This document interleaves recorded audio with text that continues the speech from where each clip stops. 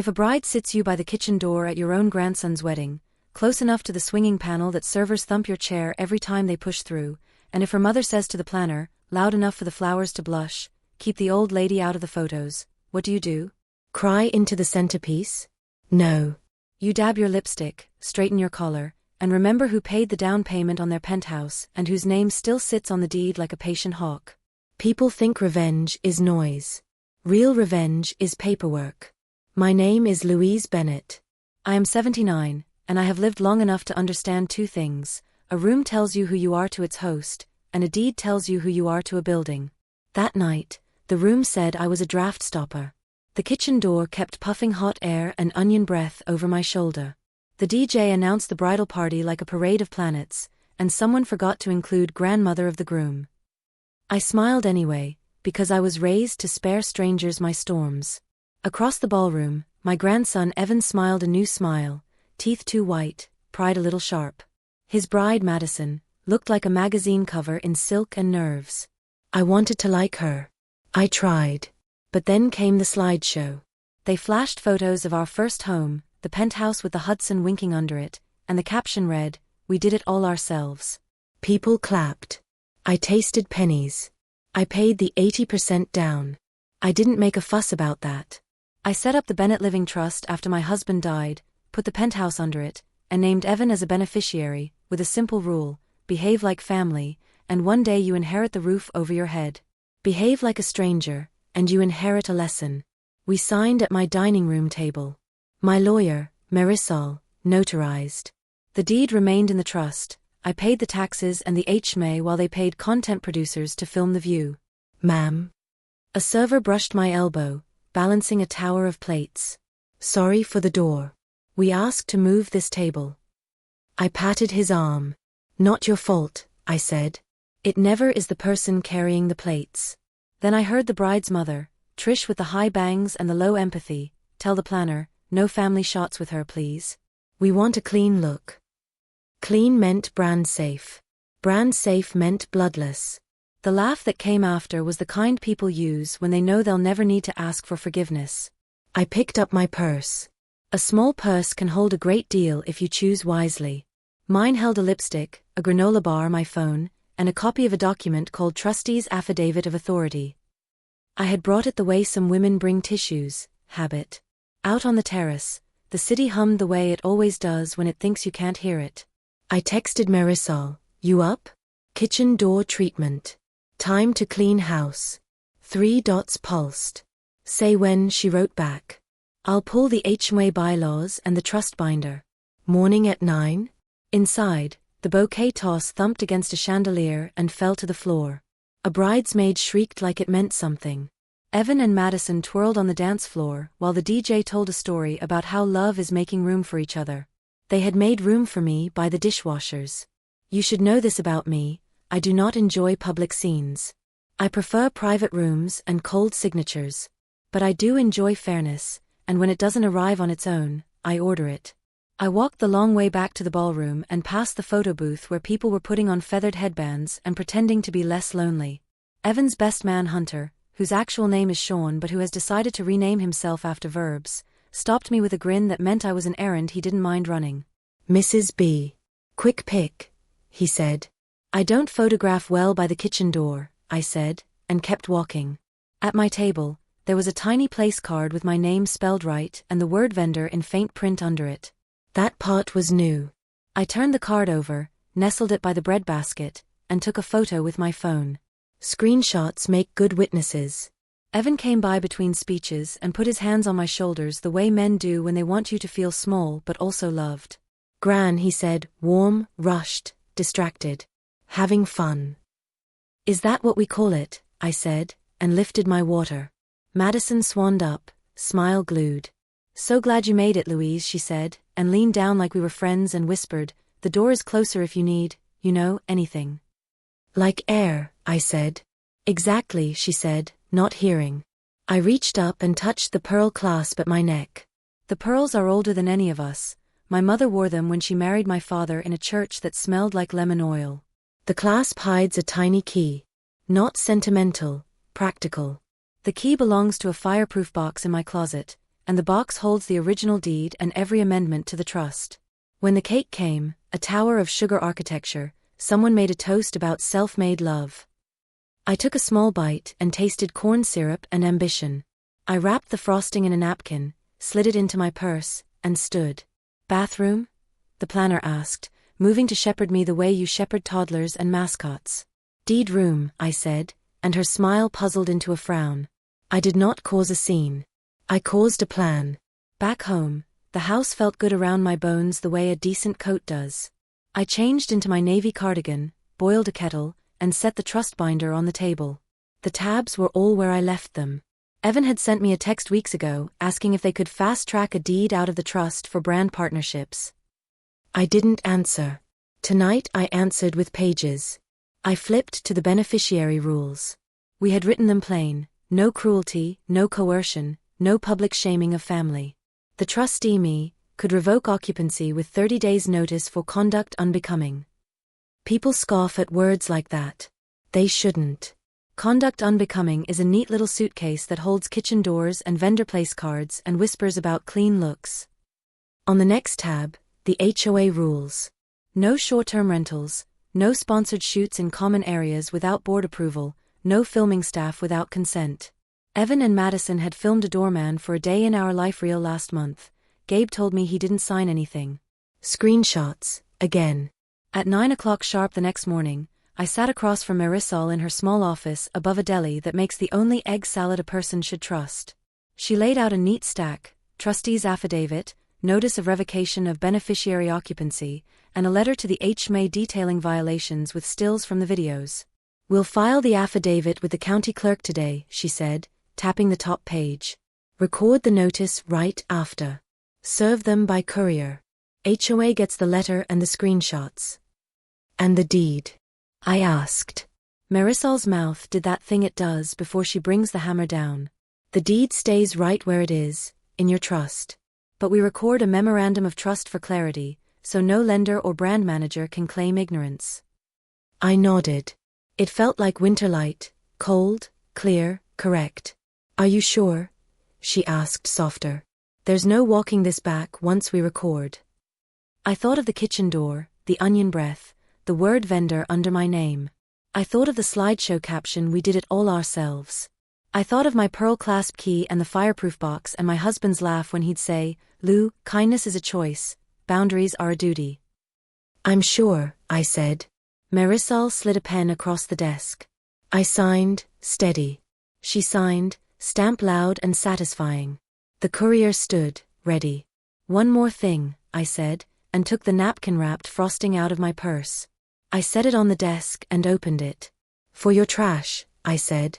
The taste was wrong all night. At the county clerk, the line moved slow. Good things often do.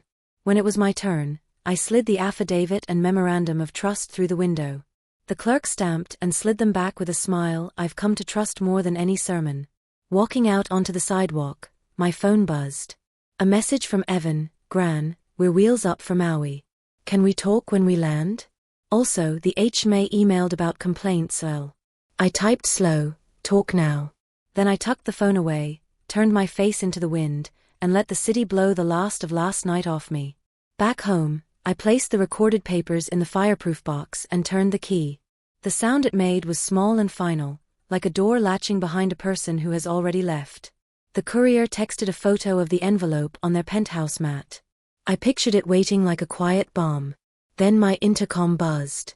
The doorman's voice came thin and careful. "Ms. Bennett? There's a woman in a white dress at the lobby desk insisting you can't do this. She says her mother's lawyer is on the way."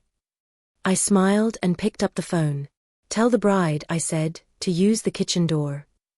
The envelope hit their doorstep at 10:30 a.m., but by noon my phone was already buzzing like a hornet's nest. Madison called first. I let it ring. Trish, her mother, called next, leaving a voicemail that could have melted asphalt. "You've embarrassed us, Louise. This isn't how family acts. We'll undo whatever silly stunt you've tried." Family. Funny word from a woman who made me a vendor at my grandson's wedding. At 2 sharp, Evan finally called. His voice was calm, the kind of calm people use when they know they're walking on a cliff edge. "Gran?" I just got some papers. It says we have 30 days to vacate. Is this a mistake? No, I said, steady as winter rain. It's a correction. But Madison says this can't be legal.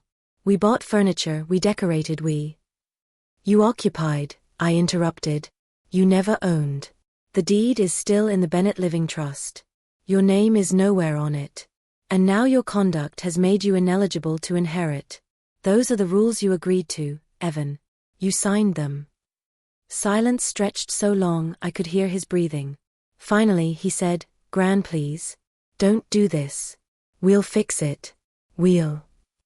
You had your chance to fix it, I said, and hung up. I called Marisol. It's begun. She chuckled.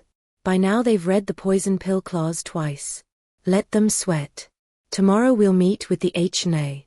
They've been looking for an excuse to swat your grandson's content creation. That night, I slept like someone who has done honest work. The next morning, I walked into the H&A boardroom in my navy cardigan, pearls at my throat, and brown purse on my arm. The board was already buzzing, 5 neighbors in blazers and sharp expressions. Madison sat across the table in her white blouse and silk skirt, eyes flashing. Trish sat beside her, arms crossed, lips like knives. Evan trailed behind, jaw tight, hands stuffed in his pockets. The chairwoman, a woman in her 60s with cropped gray hair and a navy blazer, tapped the table. Mrs. Bennett, you requested this meeting? I did, I said, sliding a folder forward. Inside you'll find screenshots and video captures from the last 6 months. Unauthorized short-term rentals. Filming of staff without consent. Sponsored shoots in common areas. All violations of HMA bylaws, Section 4.2. The board leaned in. Pages turned. Madison flushed. This is ridiculous, Trish snapped. Everyone bends the rules. The chairwoman's voice was crisp. Not everyone gets caught. And not everyone lives in a unit still owned by the trust. She turned to me. Mrs. Bennett, as trustee, what are you requesting? Immediate revocation of Madison and Evan's privileges to host events or film on property, I said. And a fine against their security deposit. Evan's face drained. Gran, don't. But the board voted. 4-1. Motion passed. Trish shot up from her chair. You'll regret this, she hissed at me. I folded my hands, calm. No. You'll regret underestimating me.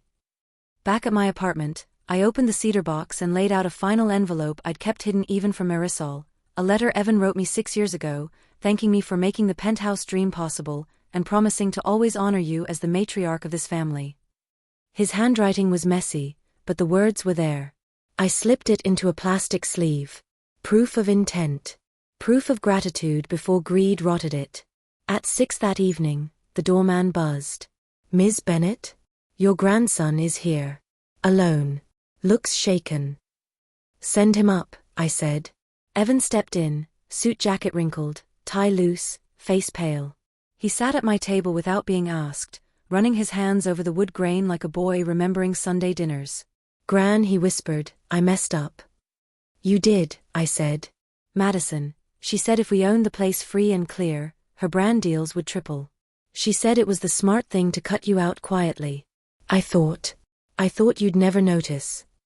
I notice everything, I said. His eyes glistened. I'm sorry. I slid the plastic sleeve across the table. He read the letter he'd written years ago, lips trembling. You knew who you were then, I said. Do you still? He looked up, eyes wet. Please, Gran. Don't take it all. Give me a chance to fix this. I leaned back, folded my hands, and studied him. For the first time in months, I saw my grandson instead of Madison's husband. You'll fix it, I said. But not with words. His brow furrowed. Then how? I tapped the table once. You'll see. Tomorrow. By morning, Evan's apology had curdled into silence. He hadn't called or texted, which told me Madison had taken the reins again. That suited me. Silence is a better ally than noise. I brewed coffee, buttered toast, and waited for Marisol's call. It came at 9 sharp. Louise, she said, her voice brisk, we've got them cornered. The notice is recorded. The HNA penalties are due in 10 days. Madison tried to call the management company and threaten them, but they reminded her the trust holds the deed. She hung up on them. Good, I said. Now let's make it sting. Are you ready to show your grandson what losing looks like? I looked out at the skyline, the penthouse shimmering like a promise Evan hadn't kept. I'm ready. At noon, I asked Evan to meet me at a quiet cafe downtown. He arrived late, shoulders hunched, tie missing, his eyes bloodshot. Madison didn't come. Trish didn't either. That was the first smart decision in weeks. He slid into the booth across from me.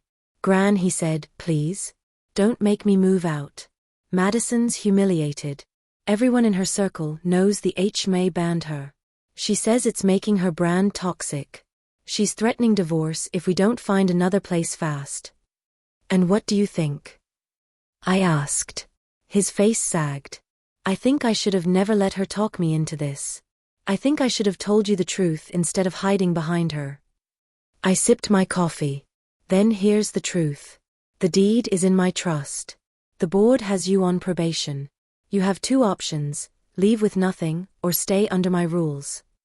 He leaned forward, desperate. What rules? I pulled a folded sheet from my purse and slid it across the table. At the top, in bold letters, Bennett Trust Occupancy Agreement, Amended Conditions. He scanned it, lips moving. Mandatory monthly visits. Proof of employment, not just influencer contracts. 10% of all brand income to be donated to community housing. And, oh my God, Gran, you want us to move into the guest room of your condo for 30 days. I smiled faintly. Yes. I want to watch you wash dishes. I want to see if you can live like a person instead of a brand. 30 days. Prove you can respect family, and I'll let you stay in the penthouse as tenants again. Fail and you're out for good. He groaned, pressing his face into his hands. Madison will never agree. Then Madison can pack, I said softly. By evening, the war had flared again. My phone buzzed with messages from Trish. How dare you? You can't humiliate my daughter like this. We'll fight you in court. I screenshotted each one. Receipts are always useful. Then, at 8 p.m., Madison herself stormed up to my condo. White silk blouse, black skirt, makeup cracked under fury. She banged on the door until I opened it. You vindictive old woman, she spat. You can't force us to live here like peasants. Evan's too soft to tell you no, but I will. We'll fight this. We'll ruin you. I held up the plastic sleeve with Evan's old letter, the one where he promised to honor me as the matriarch. Your husband already agreed to the rules years ago, I said. All I did was remind him.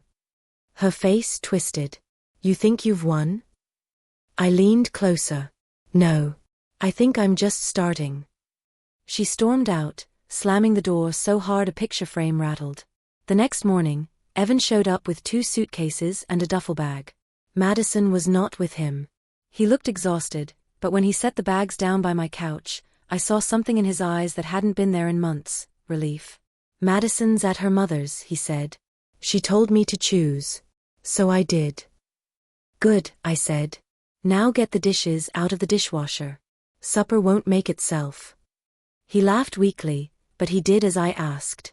Watching him put plates into cabinets with clumsy hands was sweeter than any cake they served at that wedding. That night, I sat at my table with a cup of chamomile tea, the amended occupancy agreement beside me. Evan's signature waited for Madison's, but I suspected it would never come. The doorbell rang at 9. It was Marisol, a folder under her arm. We've got more, she said, sliding papers onto the table. Screenshots of their rental listings. Video proof of brand shoots in violation of the HMA. And, she smiled, a note from the board. They're prepared to levy fines in the tens of thousands. I raised an eyebrow. Send copies to Evan. Let him decide whether to show Madison. Are you trying to save him, Louise? I looked at the suitcases by my couch.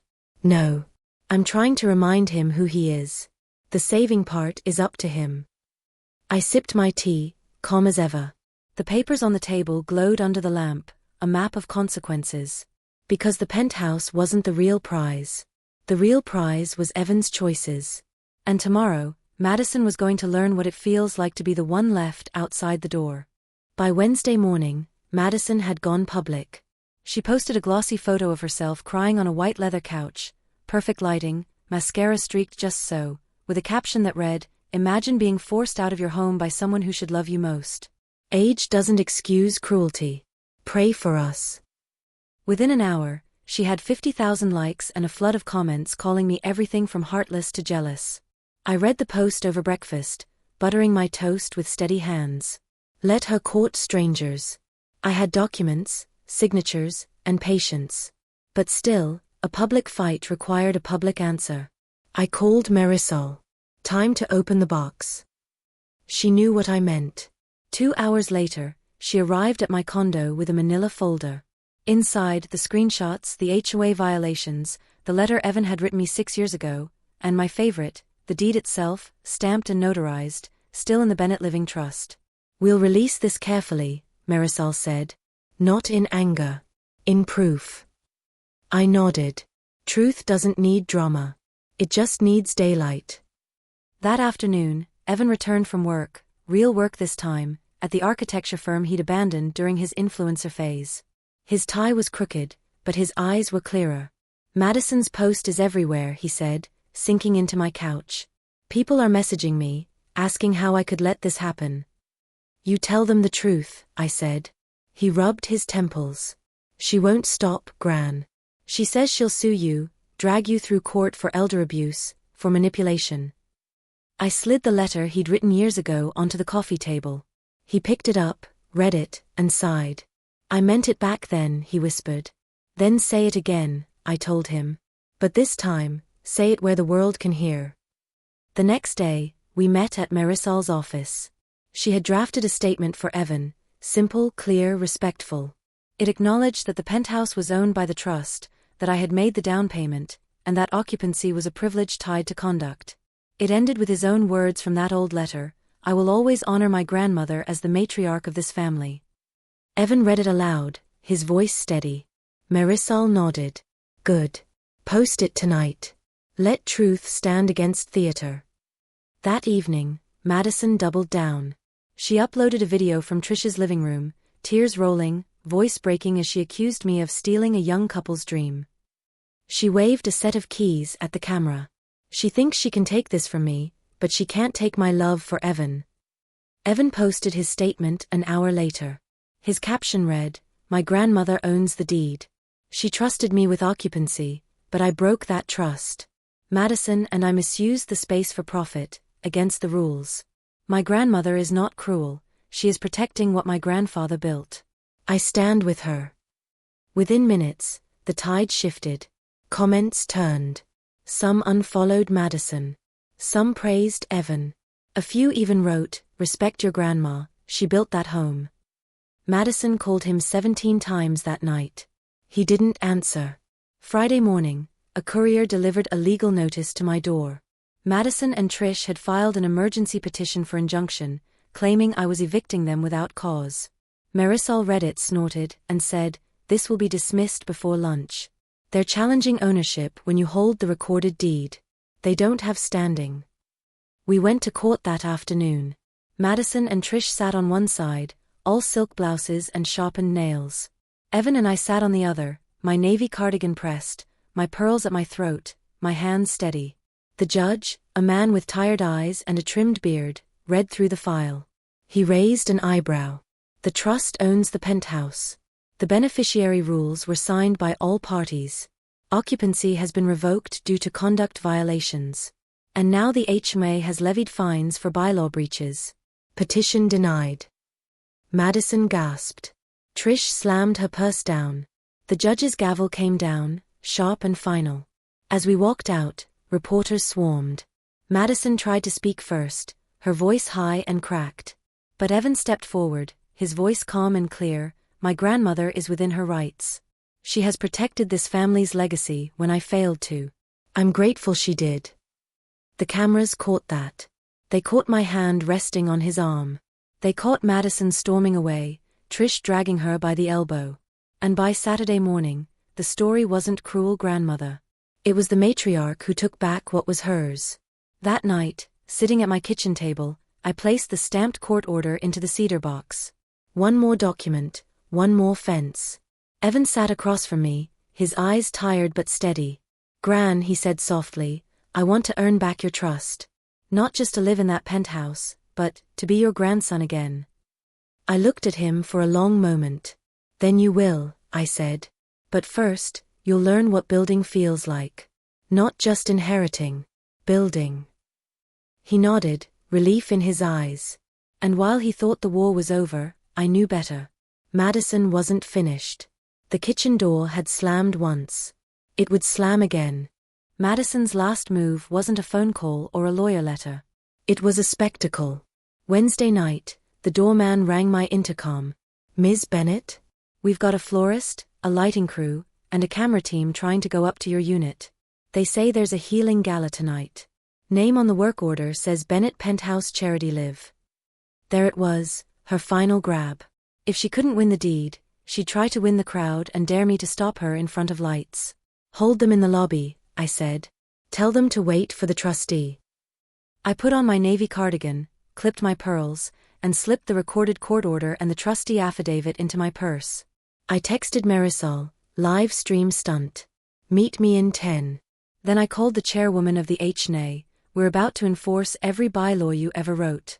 The lobby smelled like lilies and planning. A young man with a gimbal bounced on his toes. A woman in a headset checked her watch. The florist whispered to a stack of white roses like they needed pep. Madison arrived in a white jumpsuit, hair slicked like a magazine. Trish hovered behind, mouth thin. Step aside, Madison said to the doorman. We're lifting people up tonight. You're lifting your brand, I said, walking in. She flinched. You can't stop a charity event. I can stop a trespass, I said, and lifted the court order. Petition denied. Deed recorded. Occupancy revoked. Management recognizes the trust. Marisol appeared beside me, calm and exact. She handed the chairwoman a packet, violations, screenshots, board minutes. The chairwoman scanned the top page, then spoke to security without looking up. Common areas are closed to filming. Unauthorized vendors may not proceed past the lobby. Madison laughed with no humor. You look cruel right now, Louise. A mean old woman blocking gratitude. Gratitude doesn't arrive with a lighting kit, I said. It arrives with a broom. She tried to step around me. The chairwoman lifted a hand. Ma'am, if you push past, we call the police. Your access is suspended. You can't suspend me from my home, Madison snapped. Trish chimed in, voice bright with poison. You can't humiliate my daughter twice. I'm not humiliating anyone, I said. I'm fixing a door you broke. The gimbal operator looked at Madison, then at me, then at security. He lowered his rig. The florist sighed and set the roses on a bench. Even the headset woman's eyes softened. Spectacle hates paperwork. Read the order, Marisol told Madison quietly. Then go home. Madison's hands shook. She snatched the packet, scanned a few lines, and tore the top page in half. You don't get to win, she hissed. You don't get to make me small. I didn't make you small, I said. You did that every time you mistook likes for love. Security escorted the crew to the sidewalk. The lobby emptied of lilies and tension. Trish tried one last glare, but it slid off me like rain from a good coat. They left in a rush of expensive perfume. When the doors shut, the chairwoman nodded once to me. Nicely done, Mrs. Bennett. She turned to the doorman. Please arrange to change the penthouse fobs and schedule supervised pickup for any remaining personal items. 30 minutes, 2 staff present, no cameras. He wrote as she spoke. Routine kills drama better than speeches. Upstairs, I walked through the penthouse like you do through a church after a wedding, quiet, careful, aware of echoes. The view didn't feel like a brag now. It felt like a promise kept. I opened the balcony door and let real air in. The room exhaled. Evan arrived 20 minutes later, jacket over his shoulder, face raw but steady. He looked around as if he were seeing the place for the first time without filters. She tried a live stream, I said. I know, he said. She invited Brands to watch me cave. I handed him a stack, the amended occupancy agreement, the HMA fines, a printed copy of his statement, and one last page. He read the final page and froze. Gran, what is this? An amendment I filed this morning, I said gently. The Bennett Living Trust will rent the penthouse at market rate to the county's medical residency program for 1 year. Short-term rotations, quiet tenants, no filming. After that year, if you've met every condition, work, service, honesty, we revisit. Until then, you'll stay with me. His face changed, shock first, then loss, then finally something like relief. I deserve this, he said. I don't like it, but I deserve it. You deserve a chance, I said. Chances come shaped like work. We spent an hour boxing Madison's things, carefully, without spite. I labeled each box with a Sharpie and a date. We set them by the door for supervised pickup. I taped the court order to the inside of the closet like a silent guard. When we finished, Evan stood at the window with his hands in his pockets. I hate that it came to this, he said. I hate that you thought it had to, I said. But I don't hate the lesson. He nodded, wiped his eyes, and followed me out. We locked the door. The locksmith swapped the cylinder while we waited in the hall. The new keys were cool in my palm, heavier than they looked. Back downstairs, a reporter was waiting on the sidewalk. Ms. Bennett, any comment on the Penthouse war, she called, half smile ready. I paused. There is no war, I said. There is a deed, a trust, and a family learning how to behave. Are you evicting your grandson? She pressed. I'm teaching him, I said. Teaching is not eviction. It's work that loves the long run. Evan stepped forward. My grandmother is right, he said, voice even. I broke rules. She's holding me to them. That's not cruelty. That's love with a spine. The reporter blinked, a little disappointed. A tidy answer is a dull headline. That night, I cooked pot roast. Evan sliced bread. He washed dishes without me asking, sleeves rolled, tie tossed on a chair. When he finished, he dried his hands, looked me in the eye, and said, "Thank you for not giving up on me." I never did, I said. I just drew a map you couldn't ignore. We sat on the couch and called the medical residency coordinator. She cried when I told her we'd chosen them.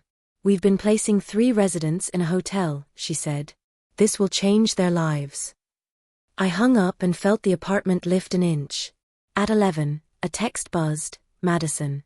You're cruel. Enjoy your empty apartment. No one will love you when you're gone." I put the phone face down. Some words deserve the dark. In the morning, supervised pickup ran like a clock. 2 building staff. 30 minutes. Boxes out. No cameras. Madison wore sunglasses and silence. Trish whispered as if her anger might melt paint. I signed the inventory sheet. They left without looking back. 2 weeks later, the first residents moved in, a young woman with sleep-deep eyes and a tired laugh, a young man who said thank you like a person who had learned the price of help.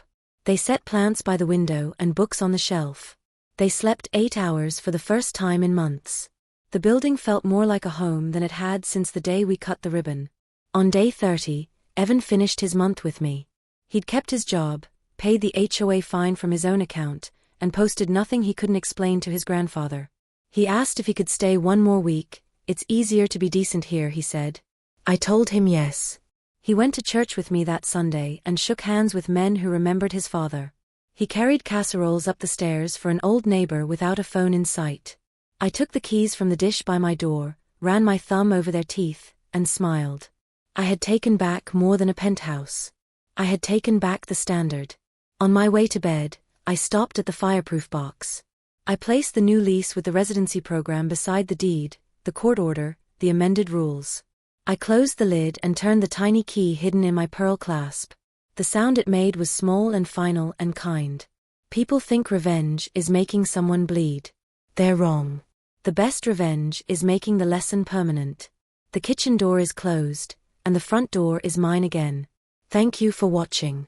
If this story touched something in you, let me know in the comments. Your story matters too. Hit subscribe, this journey is just getting started.